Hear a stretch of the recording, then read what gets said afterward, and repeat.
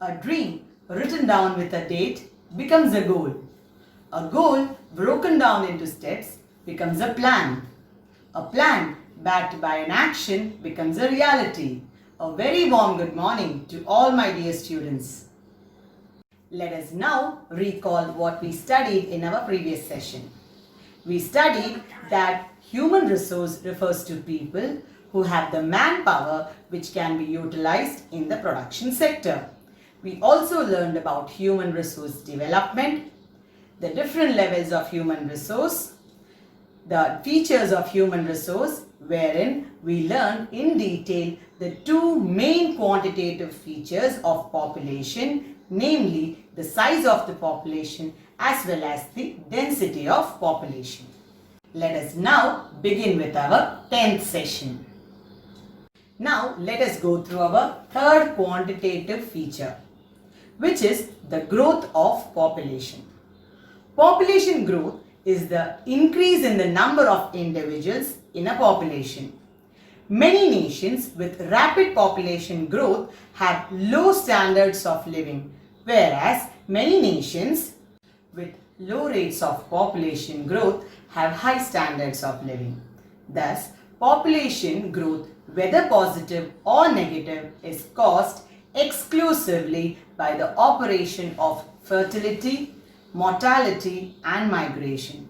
Regarding the population growth of countries and other national populations, the effect of migration is normally not as influential as effects of fertility and mortality, usually considered to be the major factors directly causing national population growth. So, once again we'll go through population growth rate in India. Population growth refers to the increase in the number of people in an area within a specific period of time. So, what is population growth? Population growth refers to the increase in the number of people in an area within a specific period of time. It is indicated in terms of percentage and states the increase in a year as compared to the previous year. Children, you can see a table showing the population growth rate in India according to the 2011 population census. Examine the table and answers the given questions. First one, which decade has marked the maximum population growth?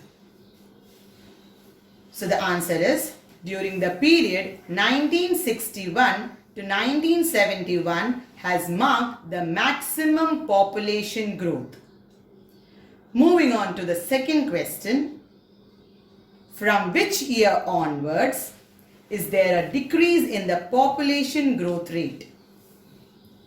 So, from 1971 onwards, there is a decrease in the population growth rate. Moving on to our next question, that is question number 3. How much decrease did the population growth rate record in the decade 2001 to 2011? So, in the decade 2001 to 2011, there is a 3.9% decrease. Now, how did you get 3.9%? By minusing or subtracting 21.54, that is in the year 2001, with subtracting with 17.64 in the year 2011. So that is in the decade 2001 to 2011, there is a 3.9% decrease in the population growth rate. Now let us study the factors that affect the population of a country. Another important aspect of population study is the change in population. Factors influencing the growth pattern of population in India are birth rate, death rate and migration. So, what are the factors that affect the population of a country? Which are they?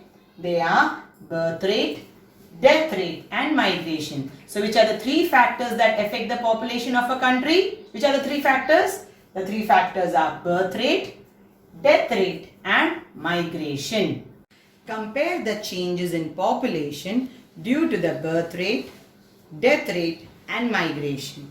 Or the birth rate, death rate and migration are the factors that affect the population of a country. How? So firstly, birth rate is the number of live births per thousand. So what is birth rate? Birth rate is the number of live births per thousand. Moving on to the death rate. Death rate is the number of deaths per thousand. So what is the meaning of death rate? Death rate is the number of deaths per thousand. Moving on to migration.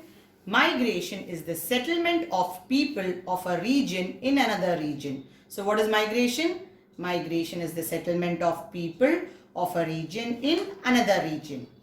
Now, when birth rate increases and death rate decreases, the population increases. So, when birth rate increases and death rate decreases, there is a population explosion. That is, population increases. When birth rate decreases and death rate increases, the population will decrease or population starts declining. Then, when birth rate and death rate are equal, the population shows no change. So, when birth rate and death rate are equal, the population remains unchanged. And finally, migration causes population increase in one region but decrease in another region. So that is when people move from one place to another, the place they were living in, the population decreases there, and when they are moving to another region and settling down there, the population there increases. Now let us study the last quantitative feature of population, which is population structure. Population structure is defined by the organization of genetic variation and is driven by the combined effects of evolutionary processes that include recombination, mutation, genetic drift, demographic history, and natural selection. Population structure is further subdivided into first one as the age structure. Age structure of a population is the distribution of people of various ages. It is a useful tool for social scientists, public health and healthcare experts, policy analysts and policy makers because it illustrates population trends like rates of births and the deaths. Our second subdivision is the sex ratio. Sex ratio is the ratio of males to females in a population. It is usually expressed as the number of females per 1,000 males. Sex ratio information is an important social indicator to measure the extent of equality between males and females in a society at a given time. Moving on to the labor force participation rate. Labor force participation rate is a measure of an economy's active workforce. The formula for the number is the sum of all workers who are employed or actively seeking employment divided by the total non-institutionalized civilian working age population. Finally, the dependency ratio. Dependency ratio is a demographic measure of number of dependent population on the total workforce population. That is, it is an indicator that gives an insight into the number of non-working age compared with the number of those of working age. Dependency ratio reveals the population breakdown of a country and how well it is dependent or can be taken care of. So, the last quantitative feature is population structure. The subdivisions of population structure are age structure, sex ratio, labor force participation rate, and finally dependency ratio. Now let us go in detail. First one is age structure.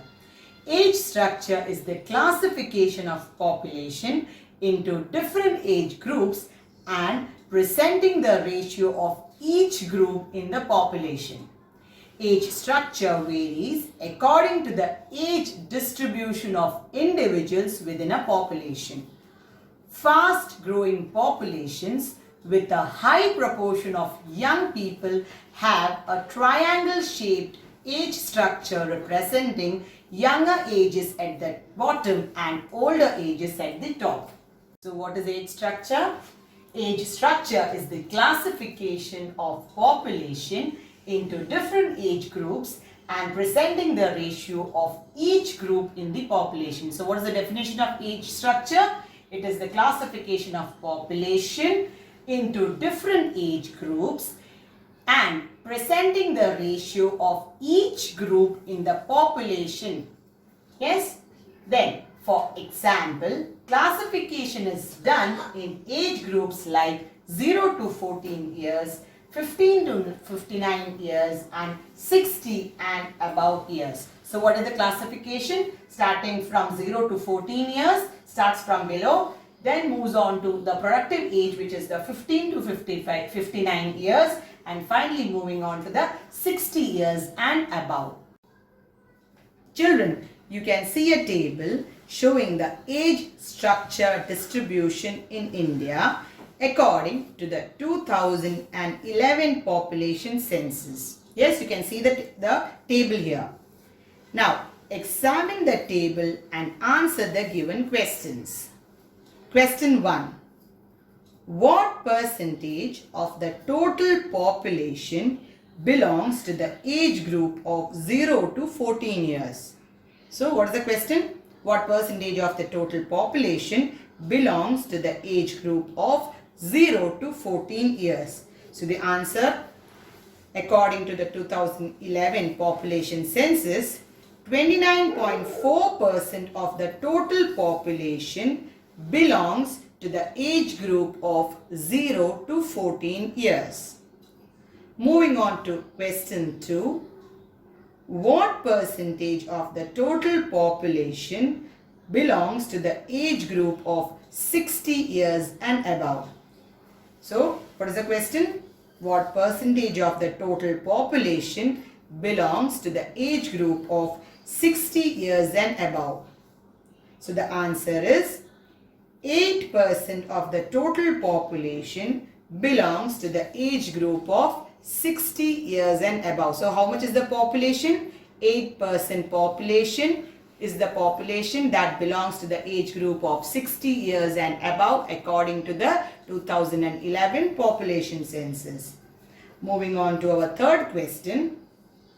What percentage of the total population belongs to the age group of 15 to 59 years? So, what is the question here? The percentage of total population belonging to the age group of 15 to 59 years. So, the answer is 62.5% of the total population belongs to the age group of 15 to 59 years. So, 62.5% is the total population belonging to the age group of 15 to 59 years according to the 2011 population census. Moving on to the labor force participation rate. Labor force participation rate is a measure of the proportion of a country's working age population that envisages actively in the labor market. Labor force participation rate indicates the supply of labor and is an important input for production of goods and services. Labor force participation rate is the ratio of the population in the age group of 15 to 59 years who are either employed or actively looking for jobs or work. The age group between 15 to 59 years has the capability to contribute to the progress of its own nation. Labor force participation rate. So what is labor force participation rate? Labor force participation rate is the ratio of the population in the age group of 15 to 59 years who are either employed or actively looking for jobs. So what is labor force participation rate? It is the ratio of the population in the age group 15 to 59 years wherein they are either actively working or looking for jobs. This age group has the capability to contribute to the progress of its nation. Now let us study about sex ratio. Sex ratio is used to describe the number of females per 1,000 males. Sex ratio is a valuable source for finding the population of women in India compared to men. The sex ratio of 2011 shows an upward trend from the 2001 population census data.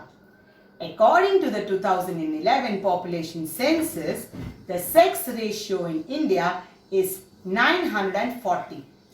The state with the highest sex ratio in India is Kerala, and the state with the lowest sex ratio in India is Haryana according to the 2011 population census. So, sex ratio is the number of females per 1,000 males. So, what is the definition of sex ratio? Sex ratio is the number of females per 1,000 males. Now, let's see how sex ratio influences a country's economic development. We already studied that sex ratio is the number of females per 1,000 males. The males contribute a great amount of manpower, as the sex ratio in India according to the 2011 population census is 940 females per 1,000 males. So, manpower is more available. This will be favorable to the economic development of the nation.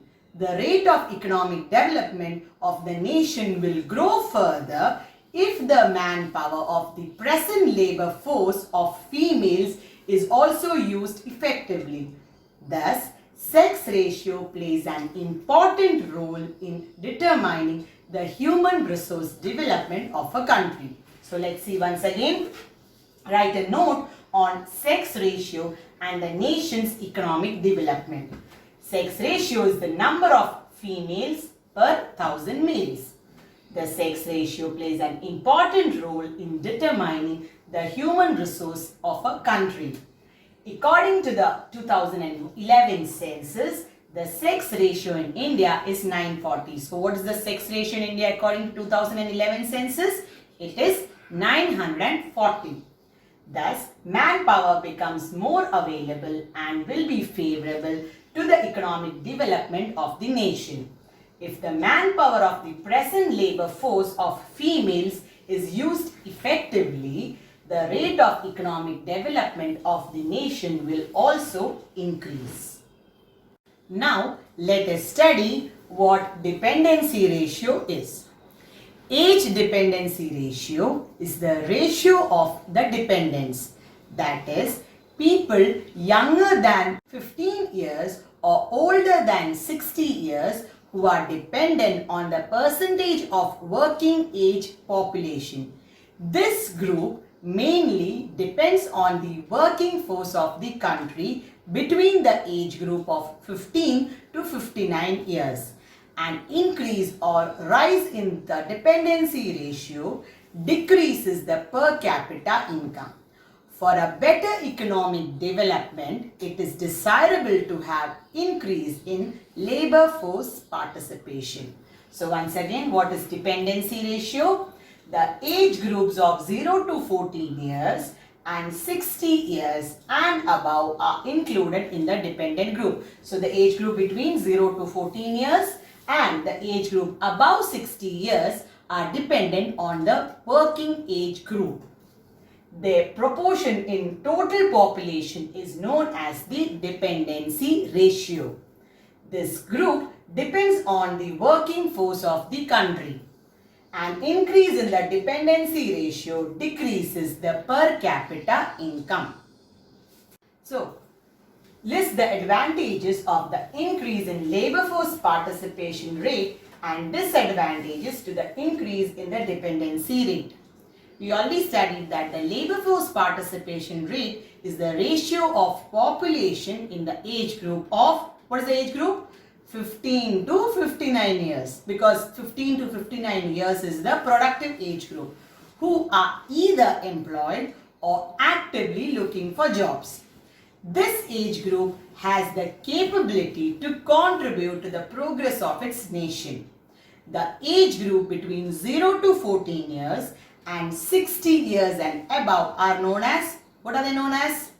They are known as dependency ratio. Why? Because the age group between 0 to 14 years and the people above 60 years, they are dependent completely on the working force of the country, and that is why they are known as the dependents. So here it is known as the dependency ratio. Yes, then an increase in the dependency ratio decreases the per capita income. For a better economic development, it is desirable to have increase in labor force participation. Thus, labor force participation rate is a measuring tool for the social development of a country. So, list the advantages of the increase in labor force participation rate and disadvantages due to the increase in the dependency rate. So, we already studied that labor force participation rate is the ratio of population in the age group of 15 to 59 years who are either employed or actively looking for jobs. This age group has the capability to contribute to the progress of the nation. The age groups between 0 to 14 years and 60 years and above are included in the dependent group. Their proportion in total population is known as the dependency ratio.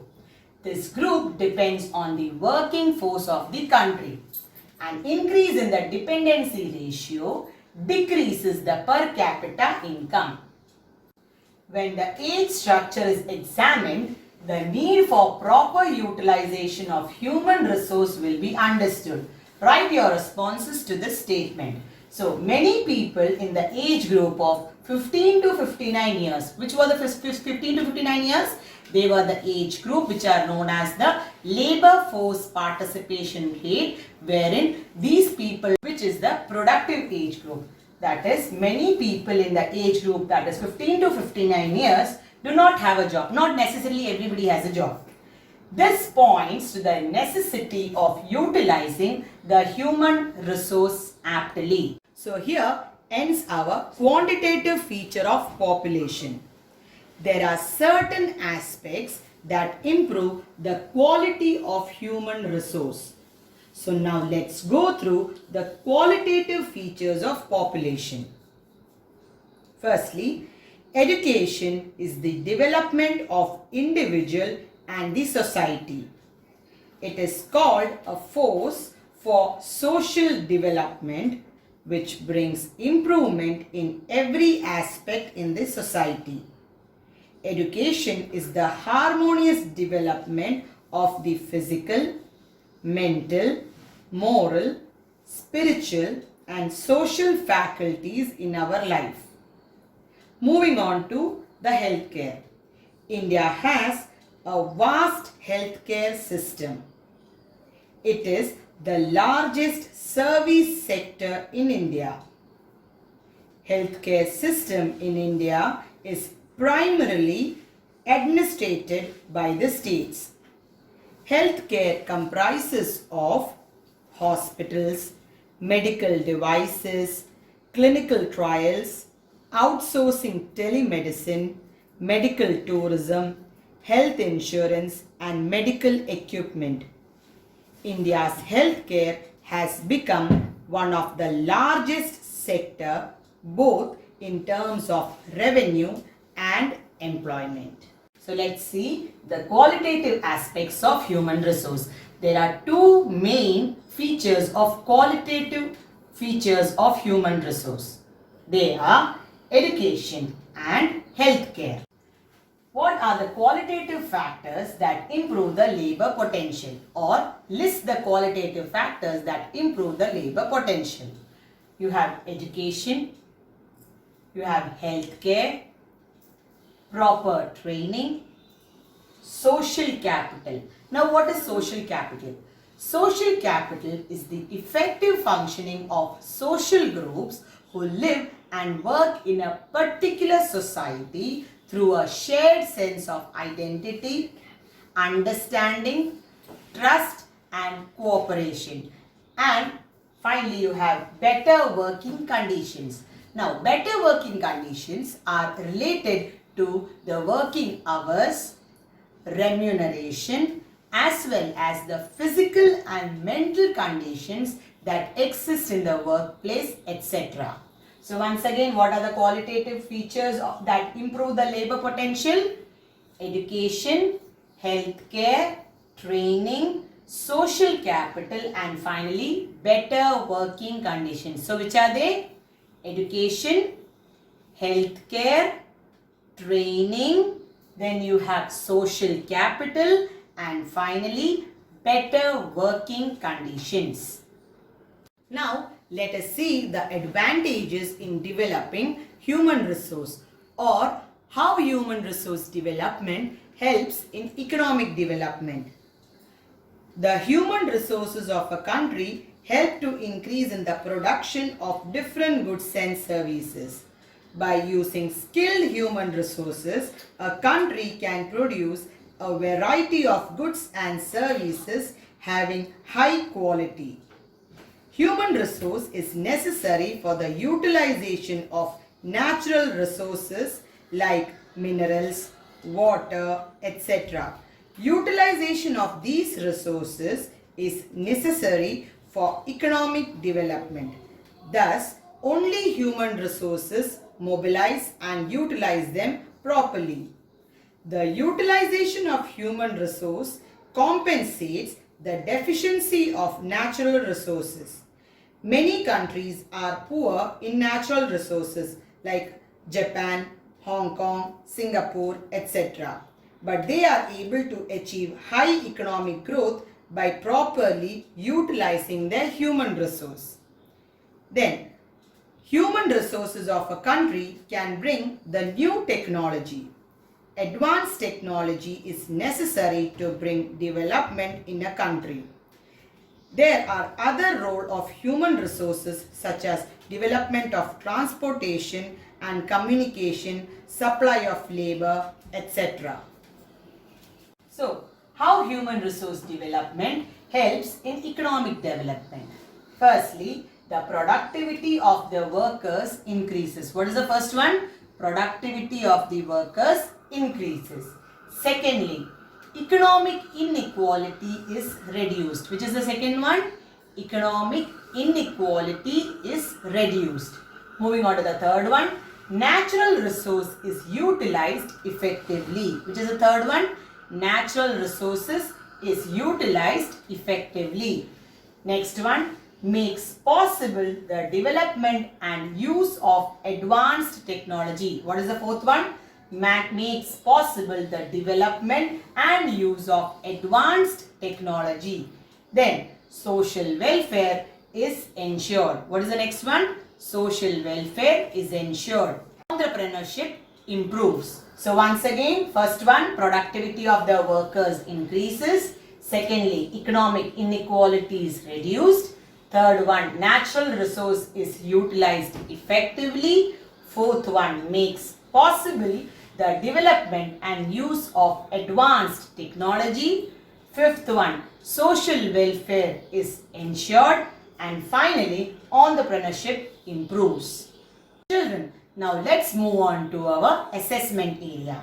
Answer these questions in your notebook. First one, compare the changes in population due to the birth rate, death rate and migration. I repeat, compare the changes in population due to the birth rate, death rate and migration. Second question, how does human development help in economic development? What is the second one? How does human development help in economic development. Thus, we end our session here. I hope I was clear to you in my session. Stay home, stay safe.